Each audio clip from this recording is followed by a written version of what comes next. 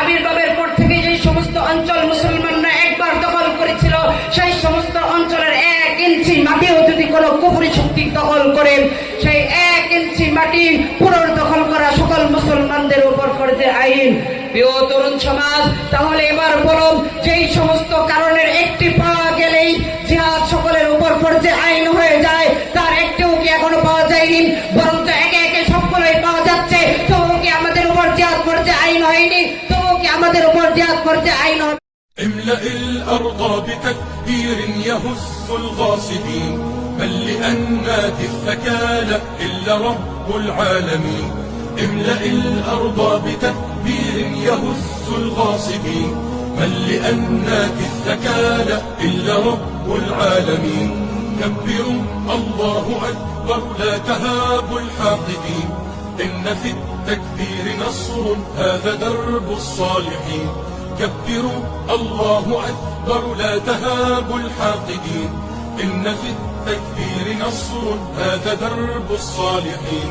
كبروا الله أكبر صيحة في كل حين، يا طواغيت الزمان لن نهون ولن نلين، لن نهون ولن نلين، لن نهون ولن نلين. كبروا الله أكبر। পূর্ণ তাকরীর পেশ করবেন সুদূর শরীয়তপুর থেকে আগত তরুণের অহংকার মোহাম্মদ দীন ইসলাম ফরহাদ। মোহাম্মদ জিহাদু ফি সাবিলিল্লাহ। সময়ের সংক্ষিপ্ত পরিসরে এই সম্পর্কে কিঞ্চিত আলোচনা করার প্রয়াস চালাবো ইনশাআল্লাহ। প্রিয় উপস্থিতি, বর্তমান সময়ের পাশ্চাত্যের আমেরিকানরা জিহাদ সম্পর্কে নেতিবাচক অপপ্রচার চালিয়ে ইসলামের অবিচ্ছেদ্য বিধান জিহাদকে সন্ত্রাসবাদের সাথে একাকার করে মাদানী জীবনকে কটাক্ষ করে মুসলমানদের হৃদয়কে ক্ষতবিক্ষত করে দিয়েছেন। অথচ প্রকৃত জিহাদ হলো খোদার জমিনে খোদার দ্বীনকে কায়েম করার অন্যতম এক হাতিয়ার। ইমামে আজম আবু হানিফা রাহমাতুল্লাহি আলাইহি জিহাদ সম্পর্কে বাদাউসানের 7 নং খণ্ডের 57 নং পৃষ্ঠায় উল্লেখ করেন, আল জিহাদু বাদলুল ওয়াস'i ওয়াত তাকাতি বিল কিতালি ফি সাবিলিল্লাহি আযজা ওয়া জাল্লা বিন নাফসি ওয়াল মালি ওয়াল লিসানি ওয়া গায়রি যালিক। জিহাদ হলো আল্লাহর রাস্তায় যুদ্ধের ক্ষেত্রে নিজেদের জান, মাল, জবান ইত্যাদির মাধ্যমে সামগ্রিক শক্তিকে ব্যয় করা। ইমাম শাফি রাহমাতুল্লাহি আলাইহি ফাতহুল বারীর 6 নং খণ্ডের 4 নং পৃষ্ঠায় বলেন, আল্লাহর কালিমাকে বুলন্দের জন্য, কাফেরদেরকে হত্যা করার জন্য নিজেদের চেষ্টাকে ব্যয় করা। ইমাম মালিক রাহমাতুল্লাহি আলাইহি বলেন, আল্লাহর কালিমাকে বুলন্দের জন্য চুক্তিহীন কাফেরদেরকে হত্যা করা। ইমাম আহমদ ইবনে হাম্বল রাহমাতুল্লাহি আলাইহি বলেন, কাফেরদেরকে হত্যা করার নামই হলো জিহাদ। প্রিয় উপস্থিতি, একটু লক্ষ্য করলে দেখতে পারবেন প্রতিটি সংখ্যায় যুদ্ধের কথা বলা হয়েছে।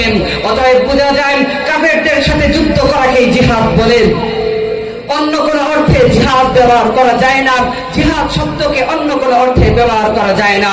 কিন্তু দুঃখজনক হলো সত্য, আজ কিছু মুবাল্লিগ ভাইরা তাদের তাবলীগকে জিহাদ বলা শুরু করেছেন। প্রিয় তালিবে ইলমরা তাদের তালিমকে জিহাদ বলা শুরু করেছেন। কিছু পীর মুর্শিদ তাদের তাজকিয়া নফসকে জিহাদ বলা শুরু করেছেন। এমনকি তথাকথিত কিছু আলেমে দ্বীন যার মাধ্যমে কুফরি মতবাদ প্রতিষ্ঠিত হচ্ছে, সেই গণতন্ত্রের ধারার আন্দোলনকেও জিহাদ বলছেন। অথচ ইসলাম আর গণতন্ত্র কখনোই এক হতে পারে না, কেননা গণতন্ত্র হচ্ছে সরাসরি কুফরি। কেননা গণতন্ত্রে মানব জ্ঞানকে ওহীর উপর প্রাধান্য দেওয়া হয়েছে। গণতন্ত্রের আইনে ওহী ততক্ষণ পর্যন্ত গ্রহণযোগ্য না যতক্ষণ না পর্যন্ত মানব জ্ঞান তথা পার্লামেন্ট সদস্যরা তার স্বীকৃতি দেন। উম্মতের ফকিহগণ এমন কাজকে স্পষ্ট কুফর বলে ঘোষণা করেছেন। আল্লাহর নাজিলকৃত বিধান ততক্ষণ পর্যন্ত আমলযোগ্য নয় যতক্ষণ না পর্যন্ত পার্লামেন্ট সদস্যরা তা গ্রহণ করেন। নিঃসন্দেহে এটি এমন এক কুফরি যা ব্যক্তিকে মিল্লাতে ইসলাম থেকে বের করে দেয়। এমনই ভাবে পার্লামেন্ট যা অবৈধ বলে তা অবৈধ মনে করা হয়, যদিও তা জিহাদের মতো মহা গুরুত্বপূর্ণ ইবাদত হয়। অথচ জিহাদ ইসলামের এমনই এক গুরুত্বপূর্ণ বিধান যার সম্পর্কে আল্লাহ রাব্বুল আলামিন পবিত্র কুরআনে ৬৬-টির অধিক আয়াত নাযিল করেছেন এবং রাসূল আকরাম সাল্লাল্লাহু আলাইহি ওয়াসাল্লাম ৬০-টির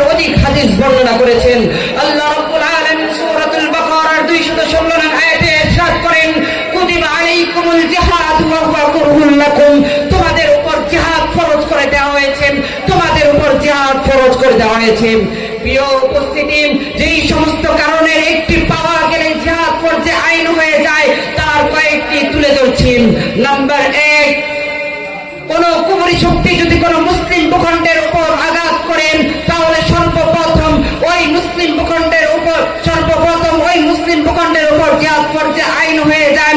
তারা যদি অক্ষম হয় তাহলে পার্শ্ববর্তীদের উপর জিহাদ ফরজে আইন হয়ে যায়। তারাও যদি অক্ষম হয় বা অবহেলা করেন তাহলে গোটা মুসলিম উম্মার উপর জিহাদ ফরজে আইন হয়ে যায়। নাম্বার 2, পৃথিবীর যে কোনো প্রান্তে একজন সাধারণ মুসলমানকেও যদি বন্দী করা হয় তাকে উদ্ধার করা পূর্ব থেকে পশ্চিম প্রান্তের সকল মুসলমানদের উপর ফরজে আইন হয়ে যায়।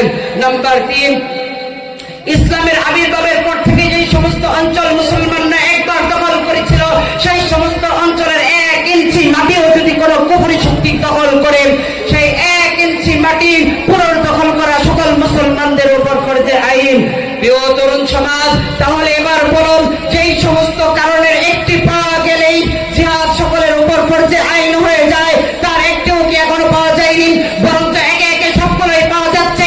তো কি আমাদের উপর জিহাদ ফরজে আইন হয়নি? তো কি আমাদের উপর জিহাদ ফরজে আইন হবে না? কোন মুসলিম ভূখণ্ডের উপর আক্রমণ করলে যদি জিহাদ ফরজে আইন হয়ে যায় তাহলে আজ ফিলিস্তিন, Kashmir, Arakan, Chechnya, Bosnia, Iraq, Iran সহ বাংলাদেশের মতো আরো অনেক মুসলিম ভূখণ্ড কাফেরদের আক্রমণের শিকার। তো কি আমাদের উপর জিহাদ ফরজে আইন হবে না? তারা তো লাঞ্ছিত, বঞ্চিত, নিষ্পৃষ্ট। তবুও কি আমাদের উপর জিহাদ ফরজে আইন হবে না? তারা আমাদের দিকে তাকিয়ে আছে আর বলছেন, রব্বানা আখরিজনা মিন হাযিল ক্বরিয়াতিজ যালিম। এইটাকে কি সাড়া দেওয়ার এখনো সময় হয় নাই? আল্লাহ রাব্বুল আলামিন ইসলামের আবির্ভাবের দীর্ঘ 13 বছর পর জিহাদের আয়াত নাযিল করে ঘোষণা করে দিলেন, উযিনা লিল্লাযিনা ইউকাতালুনা বিআন্নাহুম যুলিমু ওয়া ইন্নাল্লাহা আলা নাসরিহিম লাকাদির। ওগো আমার হাবিব, ওগো আমার প্রিয় নবী, এখন আর কাফের মুশরিক বেঈমানদের নির্যাতন সহ্য করার সময় নাই। এখন আর শুধু নরম নরম কথা নয়, এখন সময় হয়েছে যদি কাফের মুশরিক বেঈমান ইসলাম ও মুসলমানদের উপর কোনো আঘাত করেন সেই আঘাতের পাল্টা আঘাত করে খোদার জমিনে খোদার দিনকে বিজয় আদর্শ রূপে প্রতিষ্ঠা করা।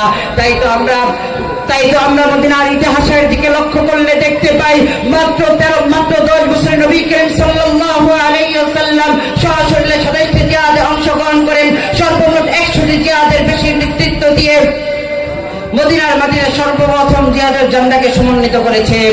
প্রিয় তরুণ সমাজ, অবশেষে বলব, যেই সমস্ত দুর্নীতিবাজ দেশপ্রেমের নামে দুর্নীতিতে বারবার বিশ্ব চ্যাম্পিয়ন হয়, দেশের খেয়ে দেশের সম্পদ চুরি করে দেশকে বিদেশিদের কাছে বিক্রি করার ষড়যন্ত্র করছেন, তাদের বিরুদ্ধে হকের আওয়াজ তুলতে এবং প্রচলিত সমাজ ব্যবস্থাকে ভেঙে আদর্শ সমাজ গড়তে অর্থাৎ খেলাফত ব্যবস্থা কায়েম করতে জিহাদের কোনো বিকল্প নাই। অবশেষে প্রিয় ছাত্র ভাইদেরকে সূরাতুল মাইদার 35 নং আয়াতটি স্মরণ করে দিয়ে যাচ্ছি। আল্লাহ রাব্বুল আলামিন বলেন, ওয়াজাহিদু ফি সাবিলিহি লাআল্লাকুম তুফলিহুন। তোমাদের উপর তোমরা আল্লাহর রাস্তায় জিহাদ করো, হয়তো এই পথেই রয়েছে তোমাদের সফলতা। অতএব বোঝা যায় তন্ত্রমন্ত্রের মাধ্যমে কোনদিন শান্তি প্রতিষ্ঠা হতে পারে না, কোনদিন শান্তি প্রতিষ্ঠা হতে পারে না। নাসরুম মিনাল্লাহি ওয়া ফাতহুন করিব ওয়া বাশশিরিল মুমিনিন। আসসালামু আলাইকুম ওয়া রাহমাতুল্লাহি ওয়া বারাকাতুহু।